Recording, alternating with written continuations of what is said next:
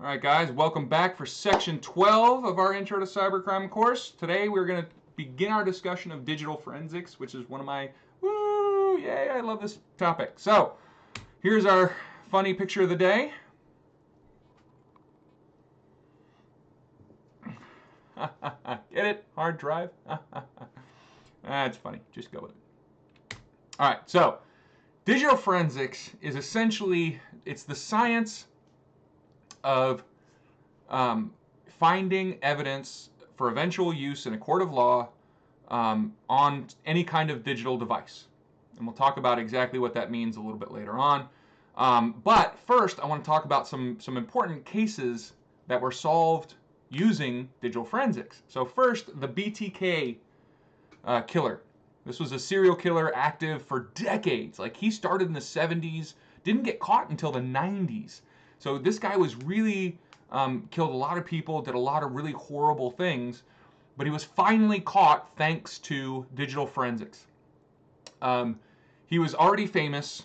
He was a kind of, the media had given him this name of BTK, but the police had no idea who he was. But he would frequently send letters either to, police agencies or media outlets, kind of bragging about what he did and, oh, you're never going to catch me, blah, blah, blah. But then one day he sent a letter on a floppy disk instead of like written on a piece of paper. So police were able to take this floppy disk and look at the information that was kind of underneath the file, and they found some data that was, not obvious, that showed that the document on the floppy had been written by a certain person at this certain church. And so they went to this church and says, hey, do you have a guy named such and such? I think it's Dan or something, who works or volunteers here. And they're like, oh, yeah, this guy. And sure enough, that was him. And that was how they caught him, through the use of digital forensics on this floppy disk. Kimberly Proctor was a young woman who was murdered. And eventually they found her killers, plural, were these two teenage boys.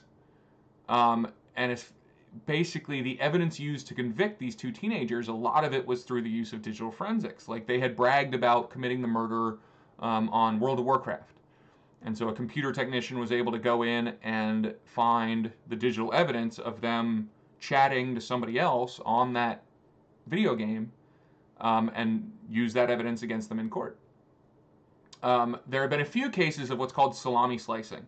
And if you've seen the movie Office Space, you know what this is. If you haven't seen the movie Office Space, what the heck are you doing? Go find a copy of that movie. It's brilliant. I worked at Blockbuster Video for a long time, and Office Space was our single most rented movie because it was that good.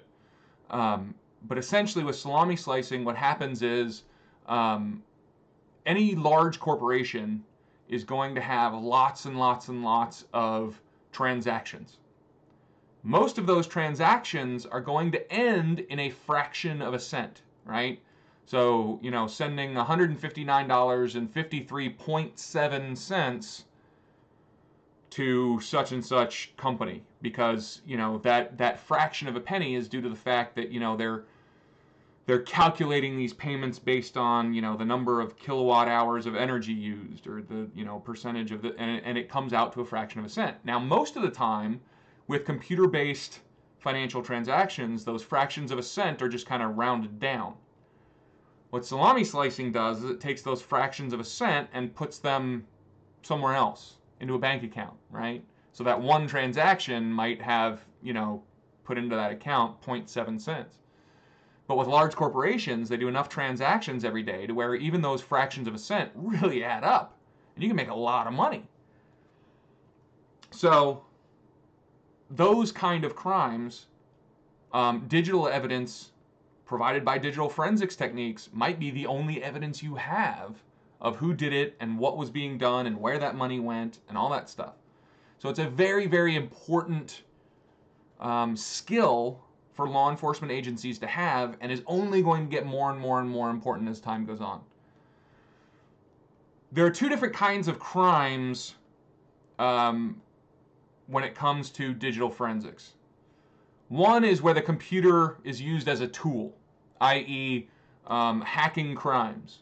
The computer is the tool you use to commit that crime. Cyberbullying. The computer is the tool you use to commit that crime. But there's also the computer as evidence. So, if I'm a drug dealer and I keep the records of my sales and transactions and, phone numbers and stuff on my cell phone, that is, the crime wasn't committed with my cell phone, but a lot of the evidence that's going to get me convicted is on my cell phone. Does that make sense? Cell phones are a huge benefit to law enforcement because there's so much evidence you can get off of a cell phone for any kind of crime. I don't care what kind of crime you're talking about. A cell phone is probably going to be a very important piece of evidence in that crime. So, there's lots of different kinds of digital forensics. Most of what we think of when we think of digital forensics is just computer forensics. And most of computer forensics is just dead box forensics, meaning, the computer has been shut off, you have a desktop or a laptop, you take the hard drive out, and you perform your forensic analysis on it. But there are also lots of other kinds of forensics analysis. So there's network forensics, i.e. the data going across networks.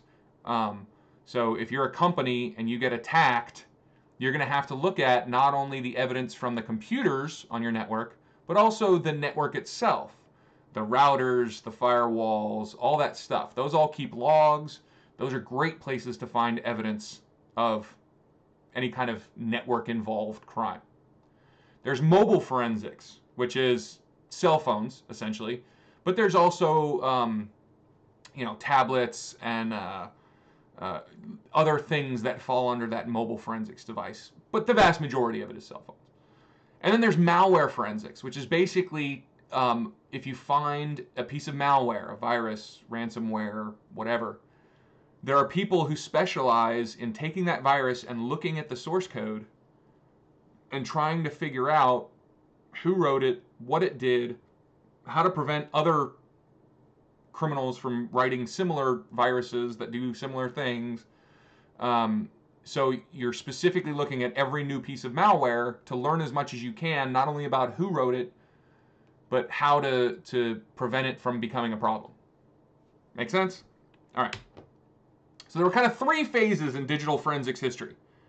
Okay. Through the 70s and 80s, it was just kind of the ad hoc phase, meaning ad hoc just means as things come up, right? So there were no standard tools, there were no standard procedures. If a computer crime case came through or a case came through where there's some evidence on a computer, they would just pick some random law enforcement officer or some random lab technician or some random person and be like, hey, you got to do analyze this computer. And they're like, okay. And I didn't really know what they were doing, but they just kind of, learned on the fly, either created their own tools or maybe found some kind of tool that somebody else was using, even if it wasn't, there was no standard, there was no kind of gold star, like this is the tool that law enforcement should use like there is today. And a lot of cases got thrown out because the judge was like, look, the person you had to analyze this computer was not trained in this. They didn't have any kind of training, any kind of skills, any kind of certifications. They used tools that they made themselves, and it's not obvious that those tools are actually the kind that might work. Or they found this from a random person on the internet, or, it was not an easy time for computer evidence.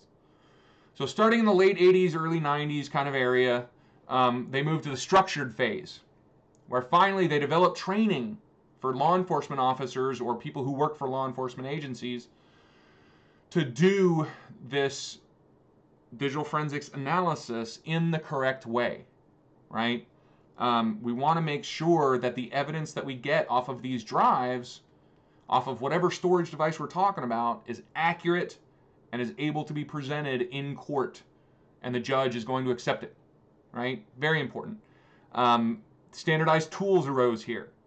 There were companies that started making software and they were able to show a certain standard of quality and reliability that the judges really wanted to see.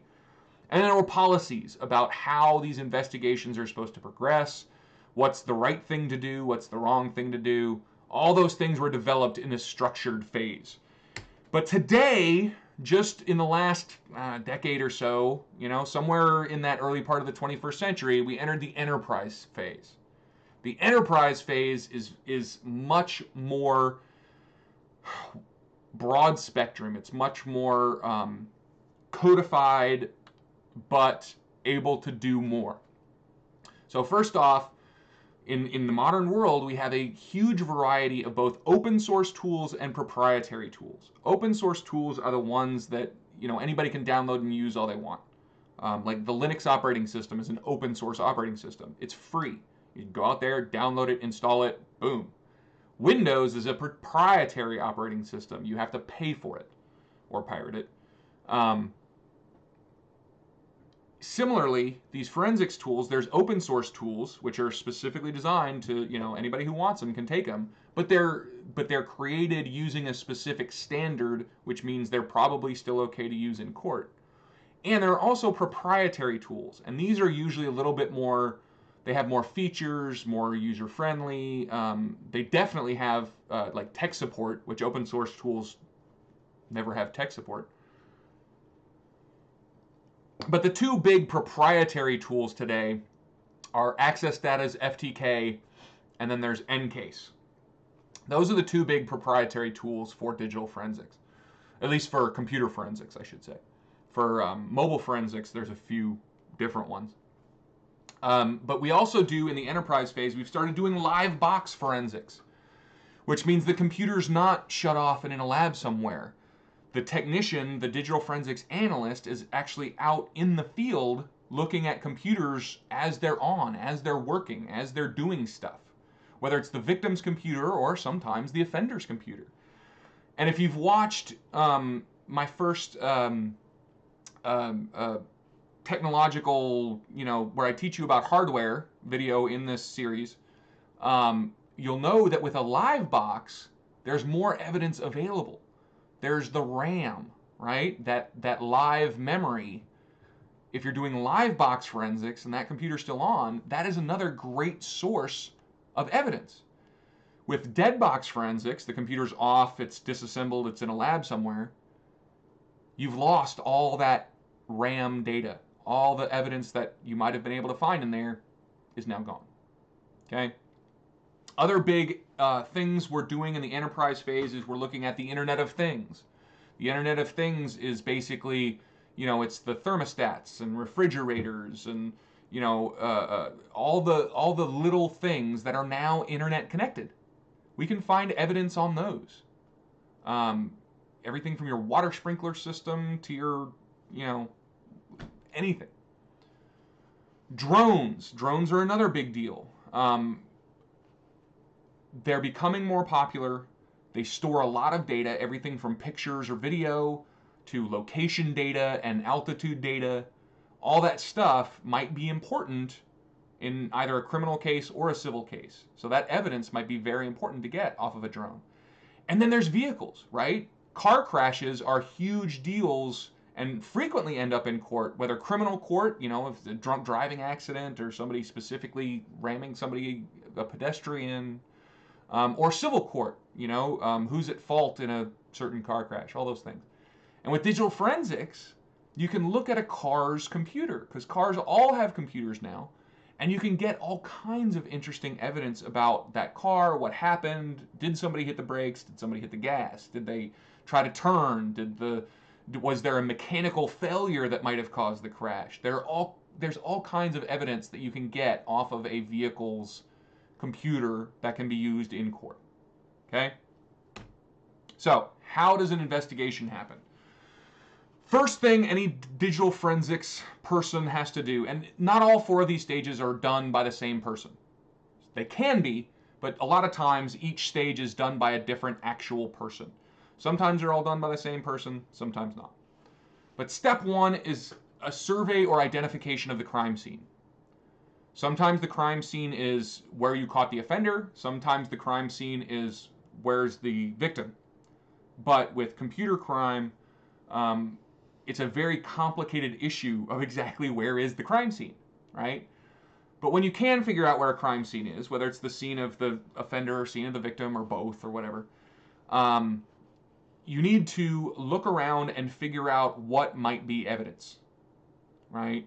So if I look around my office, I see my desktop computer, I see a tablet, I see a laptop, I see a cell phone. Those are all obvious sources of digital evidence. But then there's other things too, and this is getting more complicated all the time. Like my thermostat in my house is an internet-connected thermostat. That might be a piece of evidence. Any USB flash drives might be a piece of evidence. And those are getting smaller and smaller, and they're getting more and more kind of disguised, right? There are USB flash drives that look like sushi. There are USB flash drives that look like a flashlight. There are USB flash drives. I have one that looks like a little doll of, the Minions, the little yellow guys. My dad bought me one because my name is Kevin. He bought me the Kevin Minion, which pulls apart and is a USB flash drive. So you wouldn't necessarily think of those things, but they're absolutely important. In the TV show Mr. Robot, he specifically tries to hide evidence where he burns evidence to CDs and then puts them in a binder with like music album labels. So if a police officer comes across those, they might think, oh, this is just music that he's burned from the internet. There's nothing important on these. When in reality, those CDs contain lots of really important digital evidence from all the crimes that this character committed. Step 2 is acquisition and collection. And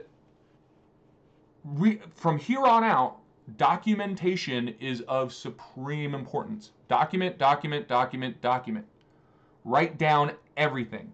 Each piece of evidence you pick up, every flash drive, every cell phone, every tablet, should have a unique identifier number. It should be put in a special digital evidence bag. On the bag, you should write down who picked it up, exactly when, and exactly where.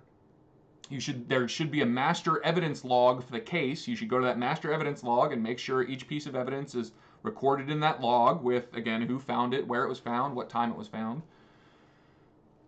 You should collect all that evidence and make sure that you preserve the integrity of the evidence.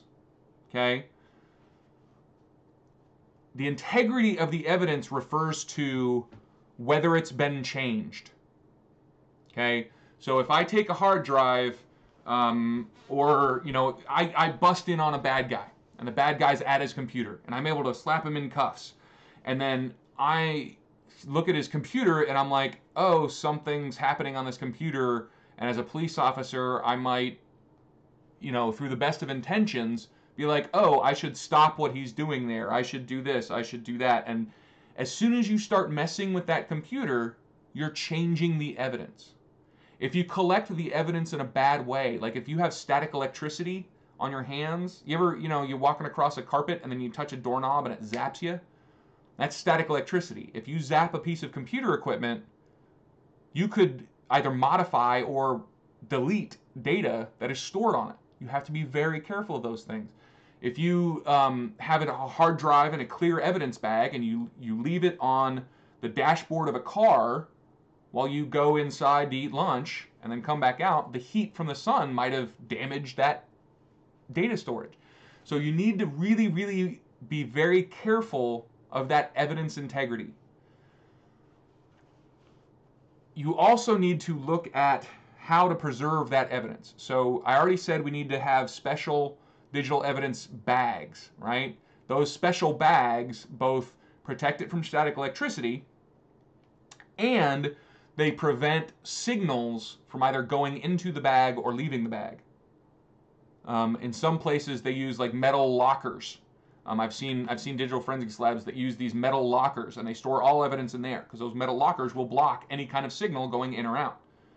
And if you're just talking about a hard drive, you don't have to worry about signals. But cell phones, you have to worry about cell phones either getting a signal or sending a signal out because that can modify the evidence. That can affect your evidence integrity.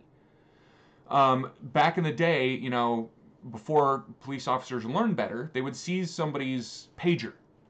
You remember pagers, right? It just had the cell phone number, or the phone number of the person you're supposed to call, and it would beep, and you would look at it and you'd be like, oh, I should call this number. Boop, boop.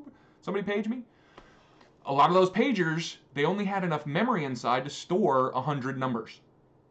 So a drug dealer would get arrested and they would seize his pager, and they wouldn't protect it from these signals. And so the drug dealer's friends are like, oh, he got arrested. My phone number is in his pager. As such, I'm going to call him 100 times and leave just 9999999 as return numbers. And then I know that the police won't be able to get any of those numbers off of his cell phone because I've overwritten the only storage space on that device with all these new numbers. And if the police learned that they needed to store devices like pagers, cell phones, tablets, anything that is designed to wirelessly connect in places where they can't access a wireless connection. Make sense? Okay. Third stage is the analysis stage. Next chapter, next section is all about the analysis stage. So we're going to talk a lot more about that in the next section. But then the last stage is reporting. Reporting, in this case, it can mean delivering like a printed out, either a digital report to a prosecutor, a printed out stack of papers to a prosecutor, or it can mean testifying in court, right? But what's really important about this stage is if it's not written down, it didn't happen. Every single piece of evidence you collected, every single piece of evidence you analyzed, every single step in the analysis process, every single piece of evidence you found, all of that stuff, even the down to the minutest detail, needs to be recorded. Because if it's not written down, it didn't happen. And if you want to testify about it in court, you have to be able to show some kind of documentation of like, I did this, then I did this, and here's where I verified this, and here's where I found this evidence, and here's how this, you need to have all that stuff written down.